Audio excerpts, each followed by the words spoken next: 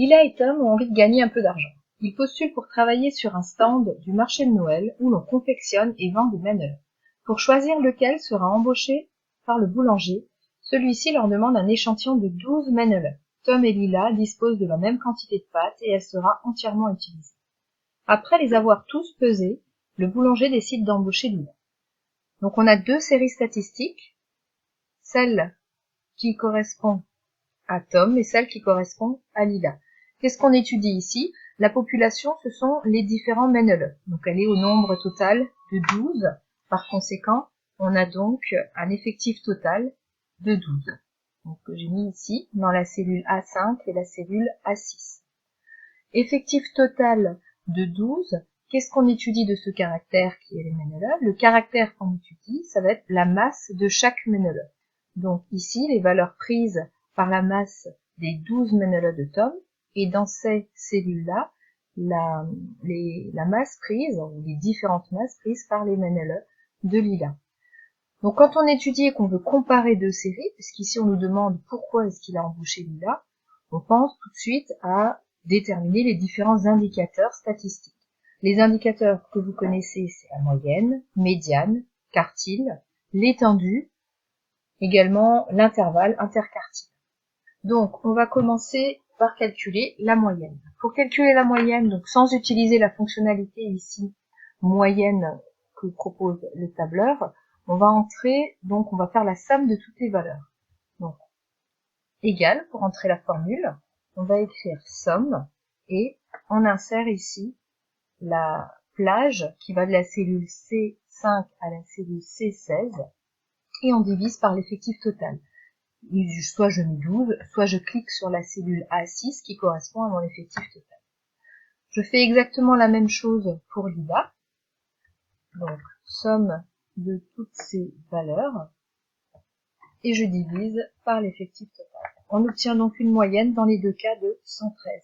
Ce qui fait que la moyenne, qui en fait est un indicateur central, ne permet pas ici de comparer ou de dire laquelle des deux séries a l'air d'être la mieux.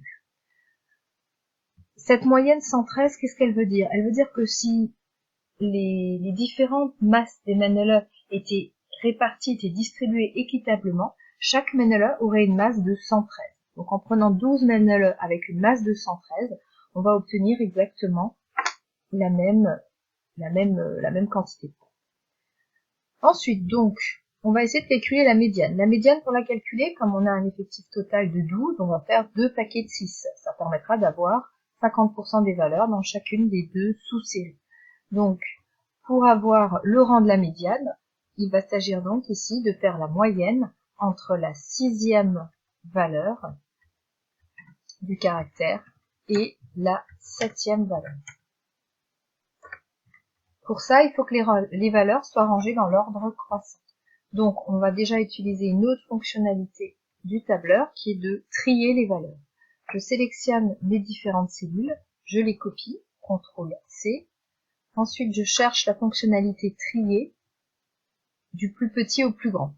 Alors, soit je le fais directement ici, soit je garde les valeurs comme elles étaient au départ. Je les colle, ces valeurs, dans les cellules de D5 à D16, donc CTRL-V, et là seulement, je vais trier les valeurs.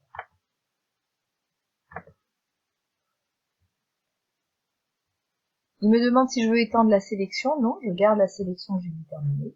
Et voilà, j'ai le tri des valeurs. Ici, j'ai fait afficher le rang des différentes valeurs.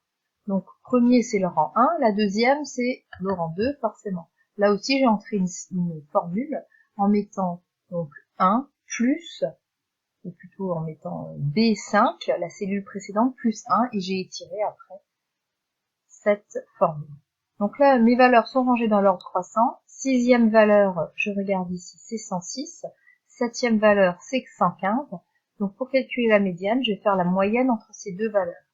Donc égal, je clique sur mon 106, plus je clique sur la cellule 115, et une moyenne, il y a deux valeurs, je divise par 2. Je vais faire la même chose pour la médiane, pour calculer la médiane de la série Lila. Donc 6e valeur, pas oublier les parenthèses quand on ajoute les deux valeurs de la série. Alors là, par contre, il faut d'abord que je trie les valeurs. Et je vais faire exactement la même chose pour lui. Je vous montrerai après les résultats que ça me donne à la fin. Alors, maintenant, en fait, il va s'avérer que la médiane va être la même également. On va chercher le quartile, premier et troisième quartile. Pour calculer le quartile, on a ici un effectif qui est pair. Il suffit de diviser l'effectif total, qui est ici 12, par 4. Ça va me donner le rang du quartile.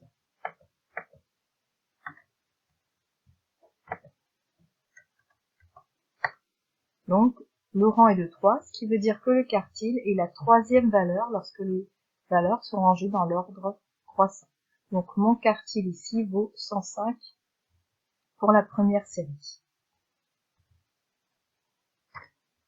Je fais la même chose pour la deuxième série. Et ensuite, je vais calculer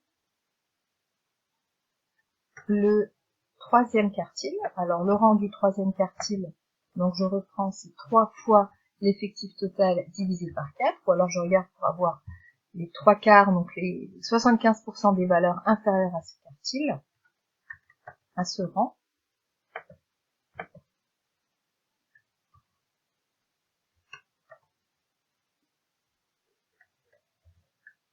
Voilà, et j'obtiens donc le rang du troisième quartile qui est de 9, et donc un troisième quartile de 119.